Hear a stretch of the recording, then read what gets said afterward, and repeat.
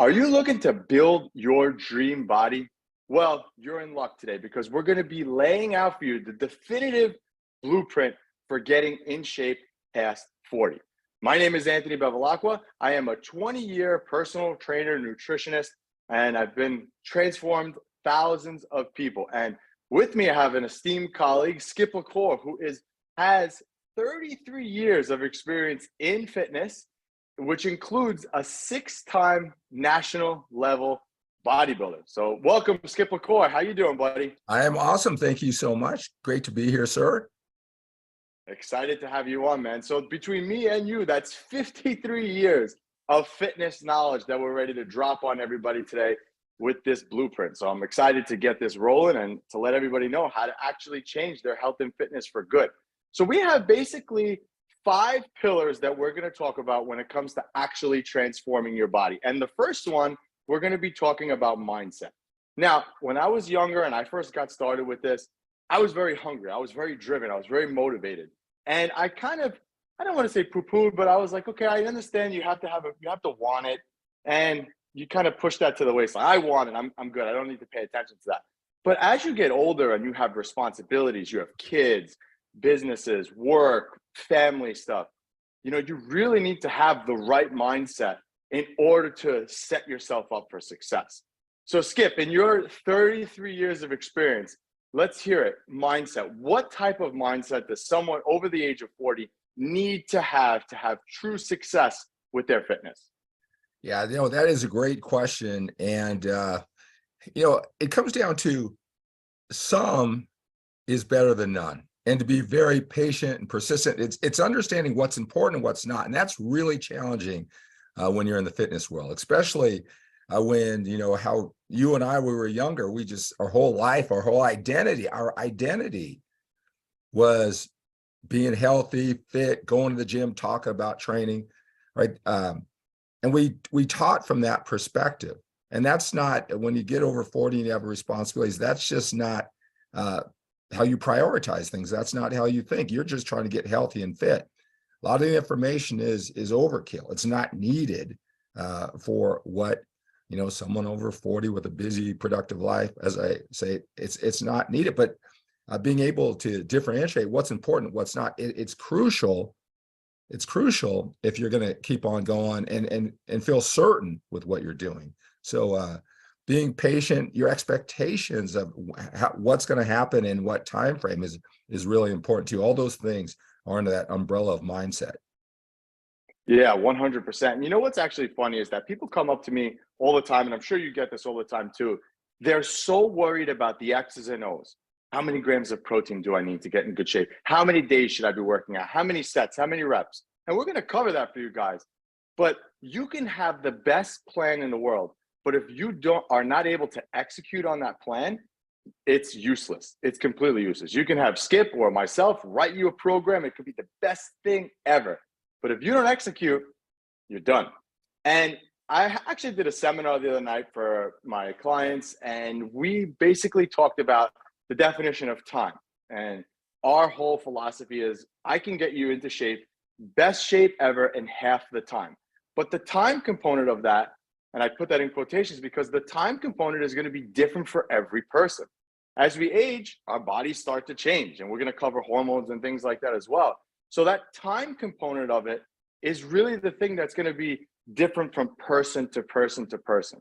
Now, when we talk about mindset, we talk about building something that's way stronger than willpower and way stronger than discipline. And those are habits. And I remember as a kid watching Skip's videos, and I love them. I still watch them to this day. And one of the ones that kind of laid the groundwork for my own discipline and building these habits that we're going to talk about was success is a planned event. And that I watched that when I was like 14 or 15 years old, and it's stuck with me ever since because it is so true. Now, habits beat willpower, and they actually beat discipline. Willpower and discipline are almost like a gas tank. You can have a full tank of gas. You can listen to this right now, get really, really motivated and ready to do something. But, life starts to chip away at that. The kids start to chip away at that. Now, middle of the day, you're on halfway through. By the end of the week, you're on empty. You have no more willpower, so you give in and you start having the chips, the pizza, and all that other stuff.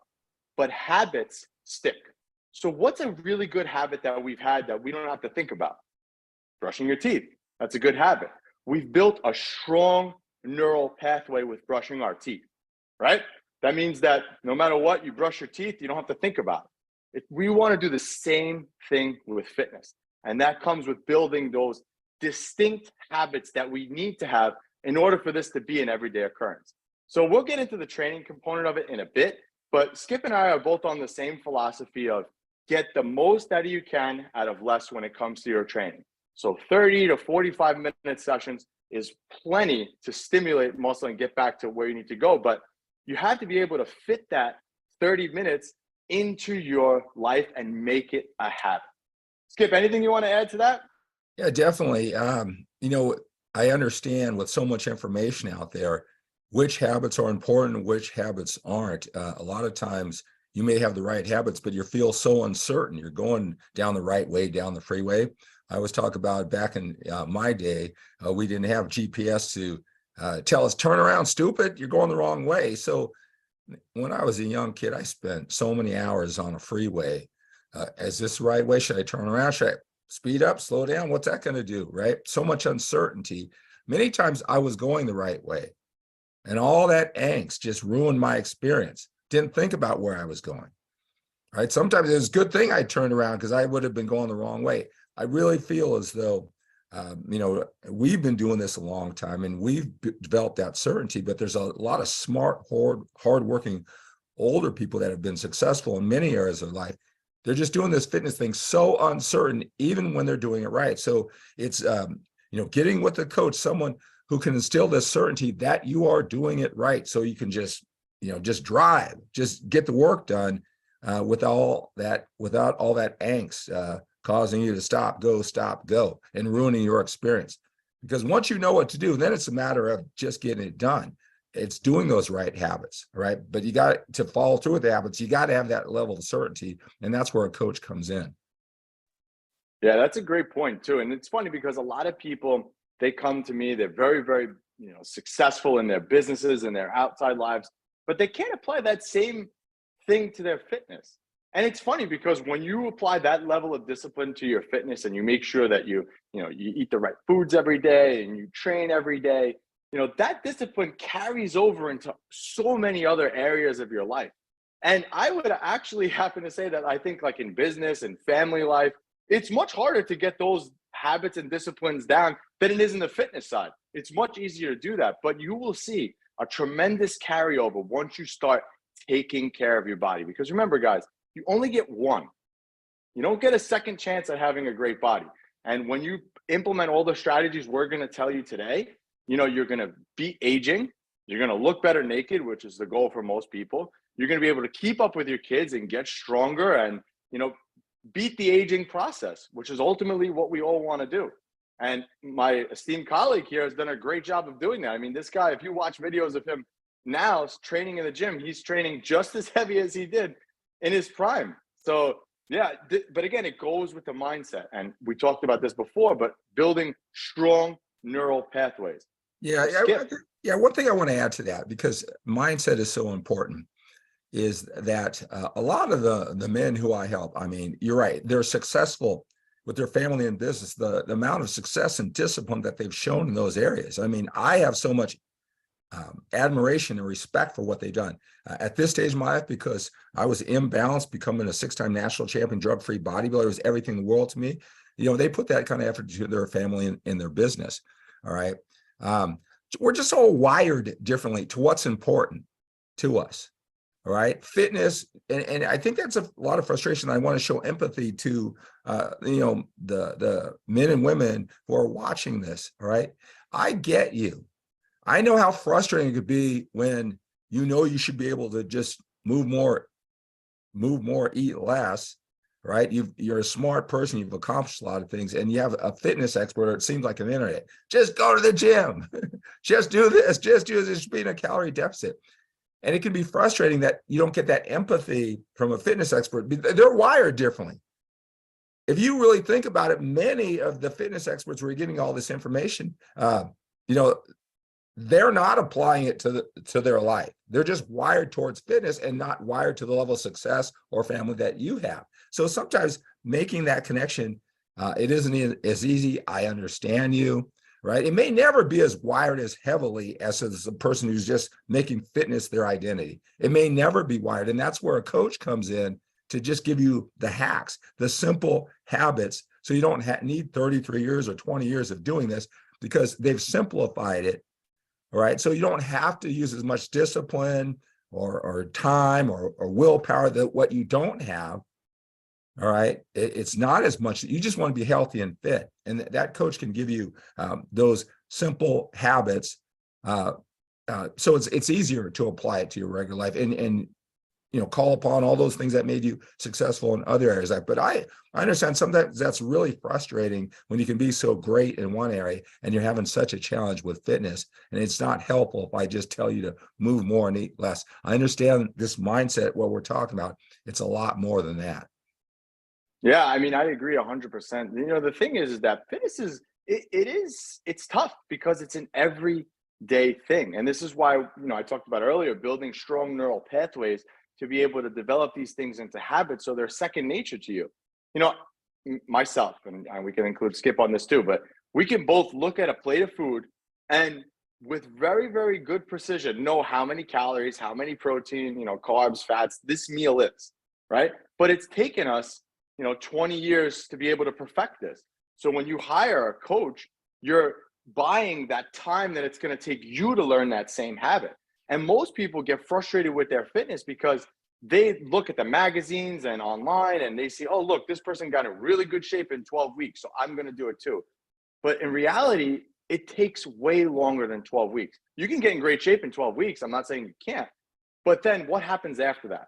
How many people do you know that follow this diet, that diet, the other diet, and after 12 weeks, they go back to where they were? That's because those neural habits and structures in their brain weren't built correctly.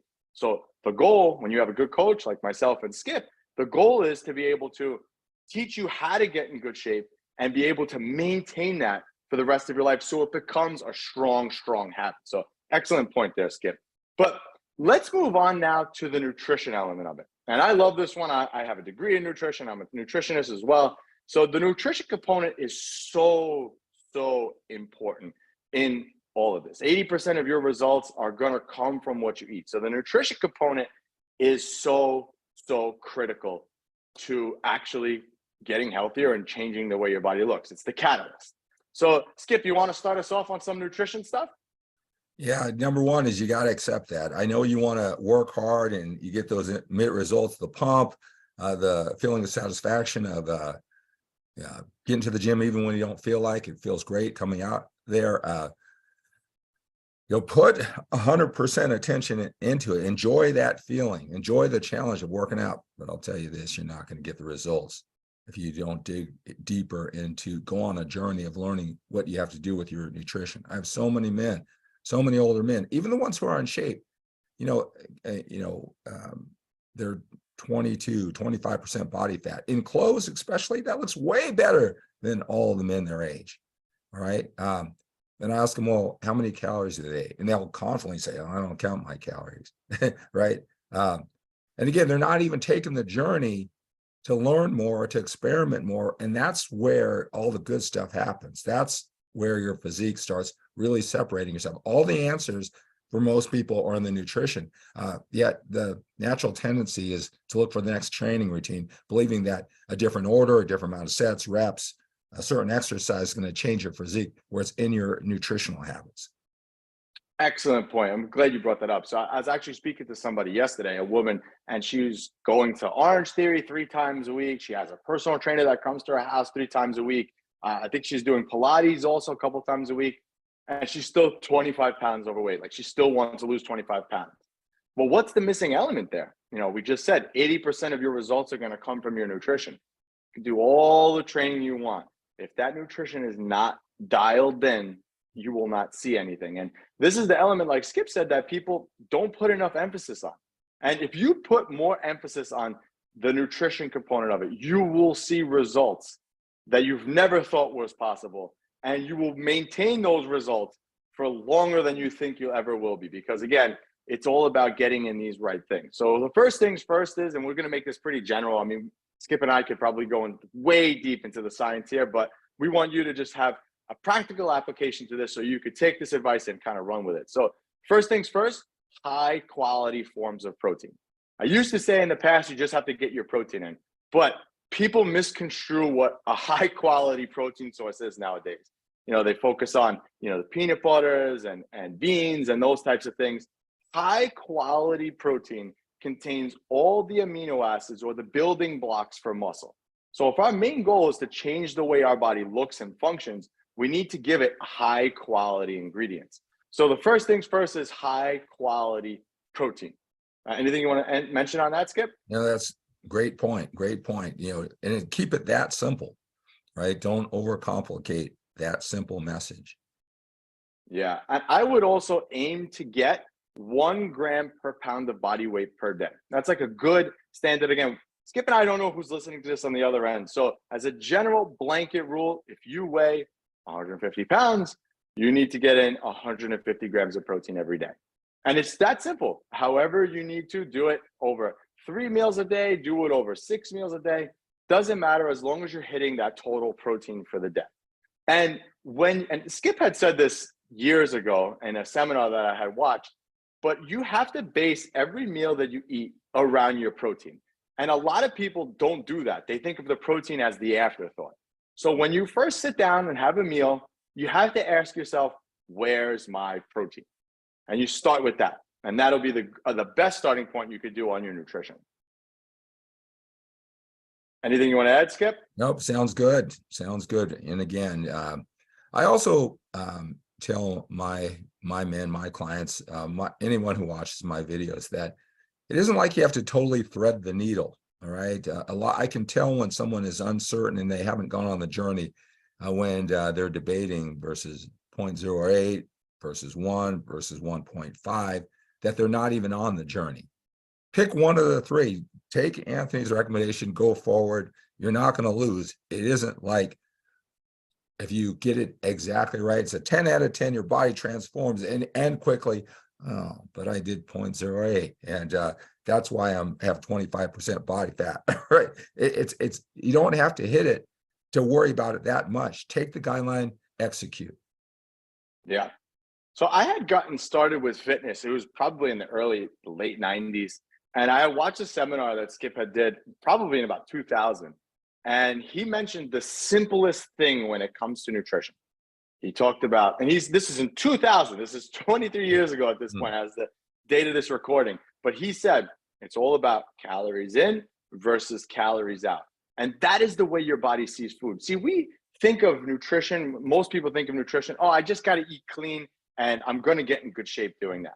But the issue is your body doesn't look at food that way. It looks at food from calories, protein, carbs, fats, vitamins, minerals. It doesn't see what you eat. It just sees the amounts. It doesn't discriminate against foods. And obviously you want to try to get better foods, obviously your fruits, your vegetables, all those things to get in more vitamins and minerals. But the key here is to making sure if you're trying to lose body fat, change the way your body looks and get healthier, you need to be in what's called a calorie deficit. So first things first is a general rule, because again, we don't know who's listening to this, but I would take your body weight and I would multiply that between 10 or 12 to tell you just about how many calories you need on a general basis to lose body fat. Again, just a general one. So like Skip said, don't try to thread the needle, just take that advice and start there and then adjust accordingly. But getting into the habit of understanding how many calories you're consuming on a daily basis, and then watching the trends and watching what happens with your body when you follow those things and those calories. So for example, if you're eating 1,700 calories a day and you notice that nothing's happening with your body and you wait a couple of weeks and nothing's still happening, that means you might have to, 1, check if you're actually hitting those calories, and 2, you might have to lower the calories down. But it's generally a good starting point. But yeah, Skip was saying this message 23 years ago, so I can appreciate that one for sure. Yeah, no, that's interesting. I kind of cringe. What did I say 23 years ago? Because being an extreme bodybuilder, where that was my whole lifestyle, I see that same, what I call passion from the young, passionate fitness experts, right? There's a lot of overkill that really doesn't need to consume your energy, your brain space now that you're older. All right. And so I've evolved. I've evolved with the science of a lot of things I said 23 years ago. And that's something I really emphasize now, so that people are more likely to jump in to this nutrition process instead of it's so overwhelming that they stay away from it, they never do it. So I guess I was right on that one, right? Emphasizing it, right? Because if you, and again, I understand, and we understand that whatever we say, you've heard something different if you put any effort into this. There's experts on Twitter, and their moniker, their handle is, I don't count calories, right? You know what I mean? So, and they tell you how worthless that is. I've got a lot of theories on why they say that, and it's really what they've learned over time, what's now just habits, and over time, so we understand that you've heard the direct opposite sometimes of what we're talking about here. Yeah, if you just track your total calories eaten and your protein intake every day, and kind of let your carbs and fat fall where they are, so kind of eat the way you want. If you want to eat a lower carb approach, you can do that. If you want to eat a higher fat approach, you can do that. As long as your calories are in line and you're getting in enough protein, your body will transform. You don't have to think way more beyond that. And exactly like Skip said, there's so many methods to do this. So everybody knows what a chef hat looks like. You know what a chef hat looks like, right, Skip? Sure. So I've worn one back in the day. Do you know how many rivets are in the hat? I do not. There are 107 rivets in a chef's hat. So the same thing with fitness. There are so many different ways to skin a cat, but through our 53 years of experience, we have found that the easiest and most applicable and longer term approach to doing this is totally counting calories and hitting that protein intake. Because if you do those two things, you will check the biggest boxes with nutrition for transforming your life, beating aging, and looking better naked and staying strong. So I think we beat up nutrition pretty good, unless there's something else you want to add in there, Skip. Nope, that's good. And again, keep it simple so you attack it and get on the journey instead of a lot of times people like to make it overwhelming so they don't have to attack it, right? They'd rather just spend that hour a day in the gym, right? So yeah, great point. Great point. Let's move on to training. Now, this is the one that I'm sure people are dying. Okay, yeah, they're going to tell us exactly how many sets, exactly how many reps. We're probably not going to tell you the exact blueprint because every person's a little bit different in what they need and the body parts they want to get up. But the main thing is you have to get into the habit of training regularly. That is the key with all of your fitnesses, training regularly. And I mentioned the chef's hat before, and there's so many different ways to skin a cat, low carb, high carb, all these other things. Same thing with training.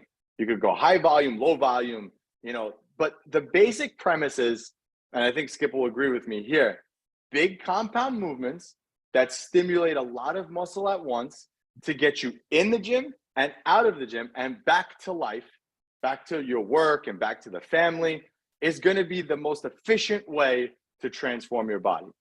People will ask me all the time, okay, don't I need more? Is it better if I do more?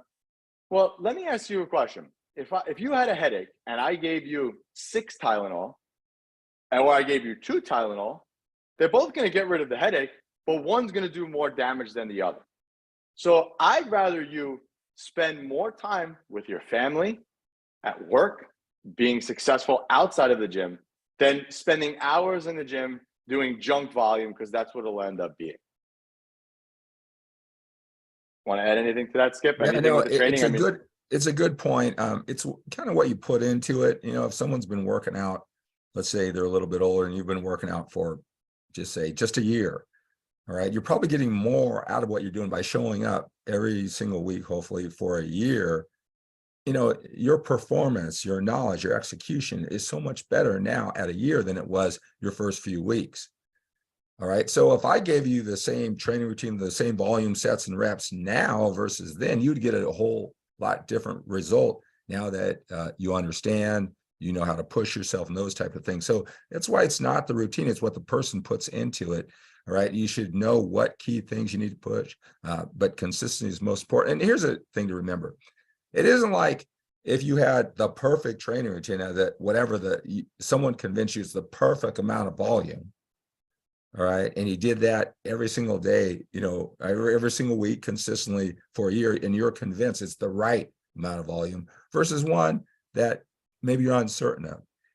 It isn't like one's a 10 and one's a 0. It isn't like there's going to be two dramatically different physiques. Get the information, get with the coach who makes you feel certain, right? There's always going to be uncertainty during the journey. Nobody's 100% certain, and be consistent with it, right? That's what's most important, to put your effort into the gym and in your expectations, all right? If you look in the mirror, can't see the muscle that you think you're earning, probably has more to do with body fat and what we talked about, nutrition, more than that another training routine. So sitting, well, should I do 5 sets or 4 sets or whatever? Is this enough? That's not even where the answer is going to be. So again, I would say even the most ineffective training routine that someone gave you on the internet versus a top-notch one that you'd get, and there's not going to be a huge difference when you're consistent, when you're following up with nutrition. So again, you don't have to thread that needle. So don't use it as an excuse for not moving forward and not moving forward consistently with enough certainty to do it consistently. So mental sustainability is just as much as time sustainability and effort, right? So you do this for the rest of your life. Yeah, I agree with that. I'm glad you brought up that point because it brings me into my next thing. So we talked about, the X's and O's and kind of like you should be doing bigger compound movements. But before even that, when you're looking to get into shape and start and begin, we have to work fitness around your life. We don't want fitness to be this big bearing thing that's, oh, I got to work out. No, let's work backwards. You work a 40-hour week, or, in most cases, if you're an entrepreneur, probably more than that. You have a family. How many hours and days can we dedicate to our fitness? Let's say with your schedule, realistically, 3 days a week is what you could fit in. Then that's going to be optimal for you because you're going to be consistent with that. People come to me all the time and they want to start, they're ready, they're good, they're motivated. That motivation tank is on full. And they want to start with 6 days a week training. Yeah, I'm going to work out every day. Well, that doesn't impress me. What impresses me is the person who starts at 3 times a week and stays consistently doing 3 times a week for 3 years, because that person is going to have way better results than the person who starts out at 6 days, gets burnt out by week 2, and doesn't do anything for the remaining weeks. So you have to look at your schedule and realistically what you could fit in, and then work backwards from there, because you have to think with fitness long term.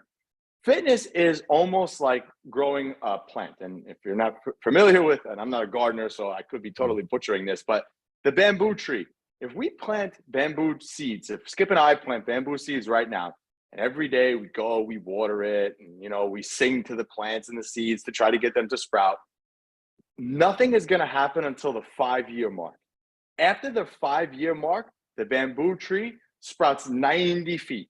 Like, they grow really quick, but it takes 5 years for that process to happen. Now, if I told you the same thing with your fitness, people get frustrated after 2 weeks of not seeing results. They just start 2 weeks, they don't see anything. This doesn't work, I stop. No. Consistency is going to be the key. Brushing your teeth, the habits, the neural pathways, things that I talked about in the beginning. It's the same thing that you want to implement when it comes to your training. So my long-winded answer to that, look at your schedule. What can you realistically fit in that 1 year from now you will still be doing it, and then work backwards from there. And again, then utilize the principles that we talked about. Big compound movements done with efficiency, over time, are what's going to actually give you the results. And going back to that equation that we talked about, 80% is going to come from your nutrition. I would say about, 20 to, a little less than that percent is going to come from your training. We got to save a little bit of room in there for general activity, but majority of your results are going to come from the nutrition, not from the training, like Skip said. So it's less important, and more people put emphasis on it being so much more important. Yeah, no, that's a good point. And, even if you say, well, I want results faster, 3 days a week, that is sustainable. I get that part. And I know if I do 3 for 3 for the next year, that's better than going, I don't know, 3 for 5, 2 for 5, and being frustrated. I think everybody can understand that concept. But here's the thing you need to understand too. It's just like with work, and a lot of men who they're they're successful, and they manage a lot of people. And you know the power of deadlines. You'll become more resourceful, more creative, more time efficient. You'll be smarter when you're forced under a deadline. Believe it or not, those 3 days, because you're forced to do it, you'll learn more, you'll push more, you get one more rep, 5 more pounds, just a little bit more consistency, a little bit more attention. You might be more productive in those 3 days. So don't just say, well, I'm going to settle for fewer results because I was told that 3 days is sustainable. No, you might be more productive when you learn how to get the most out of your workout in 3 days than that other person who has 6 days and 2 hours a session to dedicate it, because you know what you're doing because of the power of that deadline. I love that point, Skip. Excellent point. Beautifully said, because it's very, very true. Skip, I want to actually turn this question to you because you've been a successful bodybuilder for so many years. Again, like you said, 6-time national level bodybuilder. But when it National comes champion, to not national just on the champion, national level. sorry. No, I'm kidding.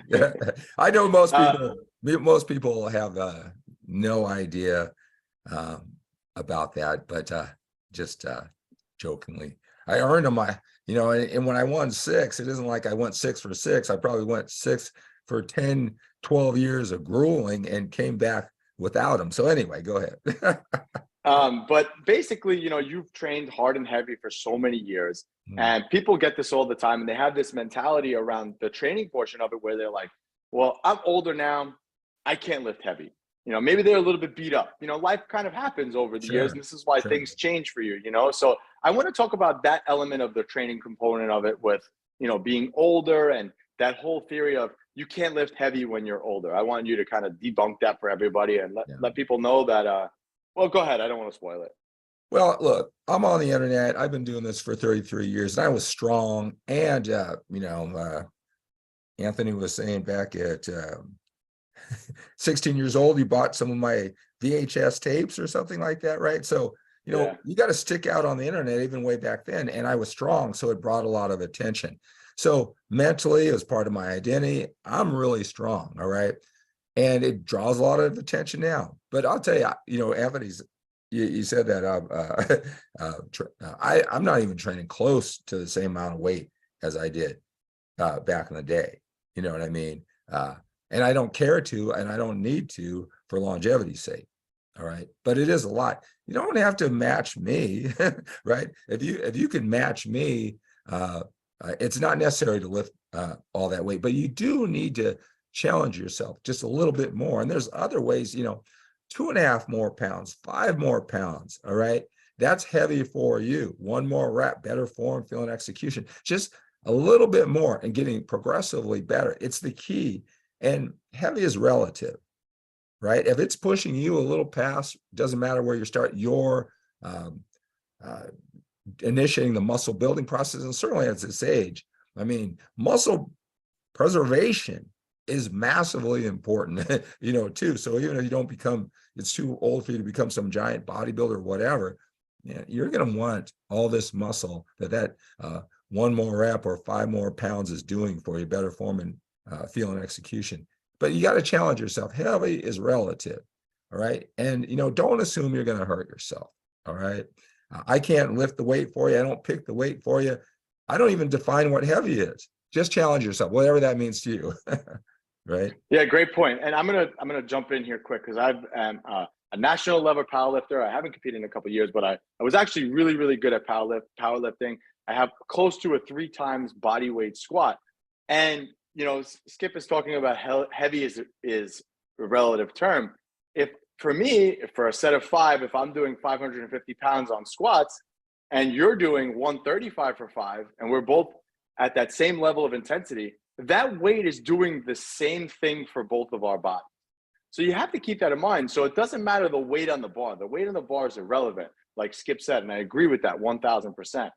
The issue is it's your mind unlocking this next level of thinking. So if you are banged up, maybe you have some injuries from sports or other things that happen to you throughout the years, work around it. But the point is you're still putting in the work. So let's say, for example, you can't squat. I know you have a bum knee, but you find that you could do goblet squats. Well, then you put all that intensity into the goblet squats So this way you get the most out of it. So it doesn't matter really the X's and O's of the exercise, and you don't have to, like Skip said, copy his routine. But the point is, you do have to push yourself, and you can't be afraid to push yourself.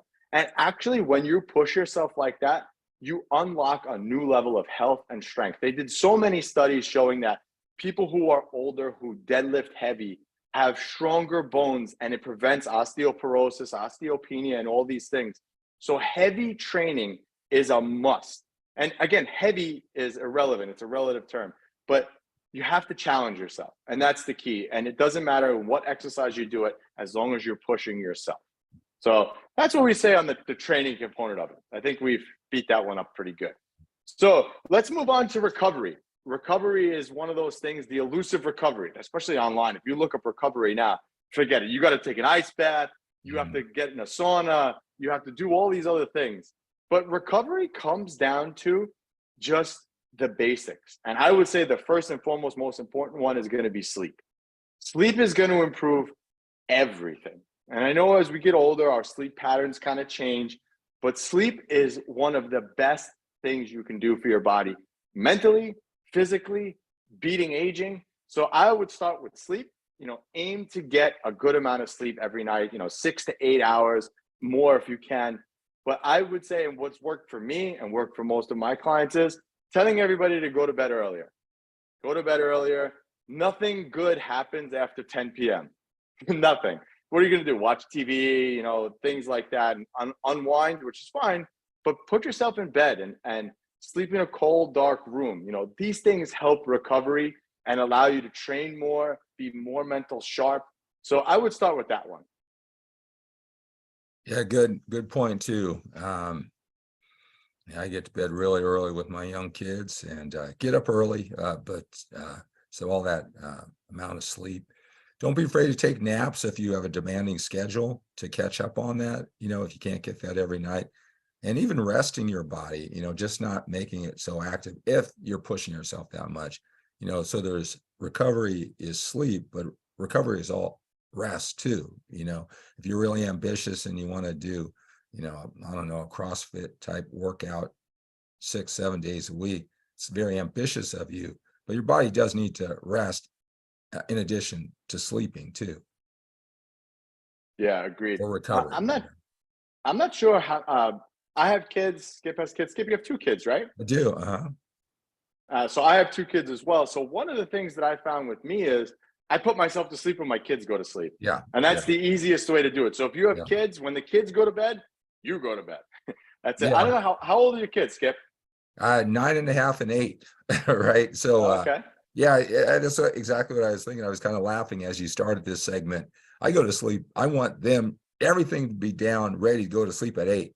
I want to be asleep by 8:30 at night. But Yeah, I I do get agree. up Same early here. too. Yeah.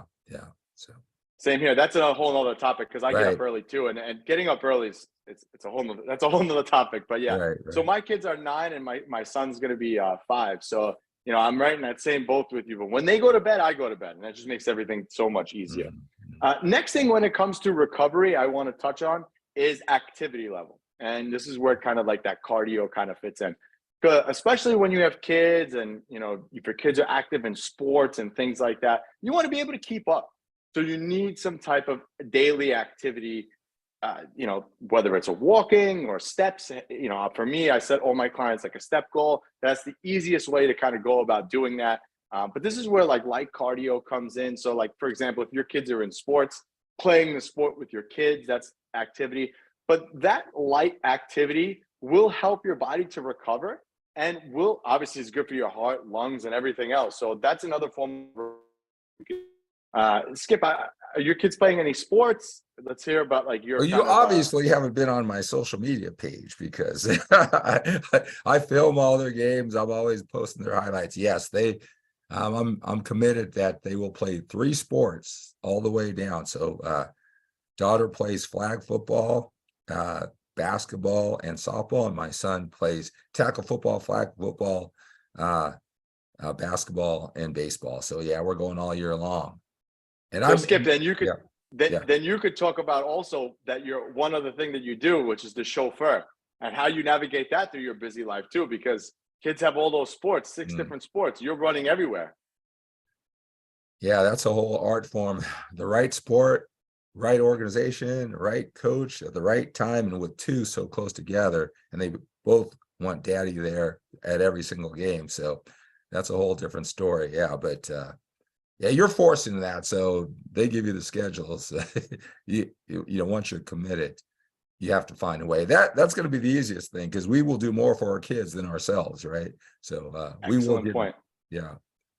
Excellent point. So you have to create that deadline and that you're forced to do it, like Skip just said, with your own fitness and nutrition. Mm. Because, and I'm sure, I don't know if this is still true, but Skip, do you still work out first thing in the morning, or is it a little bit later now? You What's know, that right typically? now it's 6:46 Okay. a.m. here on West Coast, and I already have I finished my workout to rush here Yeah. for this. Yeah. Exactly. So this is my point, is that Skip checks that box. For him, it's easier to do it first thing in the morning. So now he has the rest of the day to get dedicated to his business, his family, and everything else. And you have to do the same thing. So that also comes with, if we want to go back to the mindset portion of this, time blocking and time blocking your day and living out of your calendar is so important to this too. Because like, we're both parents here. And what are we discussing? The kids' events. But for us, it's the same thing when it comes to our fitness and nutrition. We want that for you. So hopefully that Yeah. helps you guys on that end of it. And So just to let you know, a lot of fitness experts, their family, they don't have it, they're younger and things like that. I mean, right now we're in a holiday week, but I'm back at home at 6 o'clock, in the first hour and 20 minutes of my kids' day before they go to school. I'm there. So it isn't like I'm pushing everything aside to get fit, like I know you can't do. yeah, exactly. It's the same thing for me too. So yeah. So I'm glad that we're on the same page with that. Trying to be a good parent is tough. It's not easy, but always trying to be there for the kids and making time for that. So last things last here when it comes to this building your dream body past 40. I want to touch upon this because it's so important, and especially for men and even women now, hormones. 40 comes around, men, the testosterone levels tank, women, menopause starts to happen, and people start using hormones as the reason why they can't get in shape. Now, I am a firm believer in, you can control what you can control. And you can't control your hormones to some extent. Like, yes, you could, exercise and take care of your body, and that will also help your hormones, but you can't control what's actually happening, right? Like, I can't wish for my testosterone to go up. I can do the things every day to hope that it goes up, but I can't wish for it to come up. So you have to keep this in mind when it comes to hormones. You can't use that as an excuse. Going back to what I said earlier, the time component of it, you can still get in really, really good shape. Whereas in the past, it might take you 12 weeks to get in really good shape. Now it might take you 24 weeks. But who cares, because you're still on this journey and you're still better than you were. And you're still checking those boxes to stay healthy into your 70s, 80s, 90s. That's the goal. That's the goal. So when it comes to the hormones, I just want to say, don't use that as an excuse. Just use it and understand that, okay, it's happening to me. It's normal. It happens to everybody. But it is just, you have to look at the time component of it to be different. And it's just going to take you a little bit longer, but you will get there. Yes, some days it could be frustrating because you used to lose fat faster, but it doesn't mean it's impossible. And that's the thing, is you can't let that deter you from stopping. Because I will tell you, if you stop and don't put any emphasis on it, you're going to be worse off, especially hormonally. Yeah, no, I definitely agree. A lot of currently a lot of fitness influencers, that's the route they've chosen. They've already made that decision. You have a lot of hormone clinics out there that that's how they make their living. They've already made their decision that is the only way to go, the best way to go. Just remember something, there's a pro and con to everything in life. I don't know about you men, but I'll tell you something. There's a natural progression in life, and there are a lot of benefits with your testosterone not going through the roof as you have a family and you age and you got to get more serious about life. So with anything, there's life and pros and cons. But I'll tell you this, when you feel confident that you have a nutrition plan and an eating plan and you're following through and you're just leaving it all on the floor, so to speak, you're doing what you take. I mean, you can deal with that. right? We can't just use that as an excuse.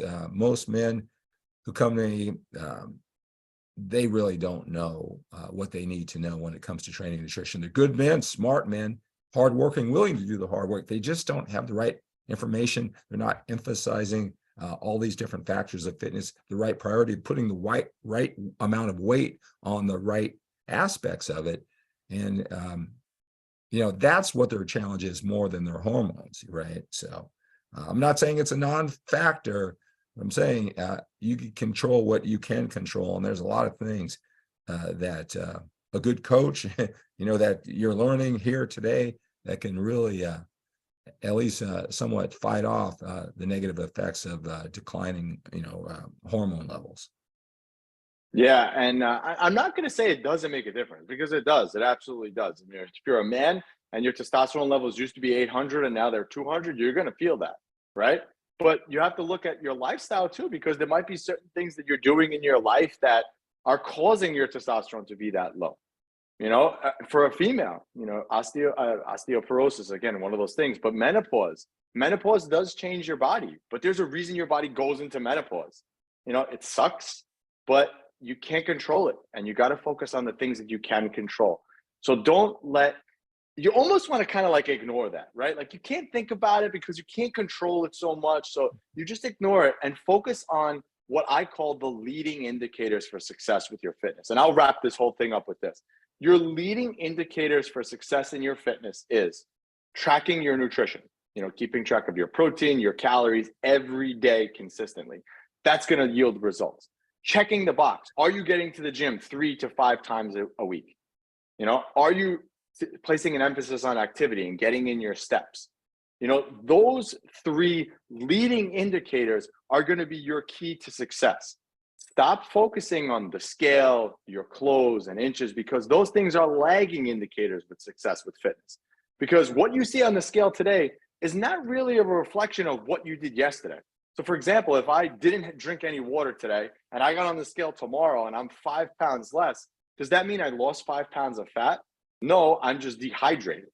So you have to focus on those leading indicators and going back and building a strong neural pathway for making those leading indicators habits that you do every day will lead you to have ultimately what you want, will reverse that aging process, keep you strong so you can keep up with the kids and the family, and ultimately give you that body that you desire. So hopefully this blueprint helped you guys. If you're interested in anything, you can just click all the links below. But Skip, I appreciate you coming on here, man, as an esteemed colleague and co-host. Where can anyone find out anything about you? You got a ton of stuff, I will tell you. So if you guys are interested in picking up any of that stuff, I'll let Skip talk about it. But Skip is a great guy. So go ahead, Skip.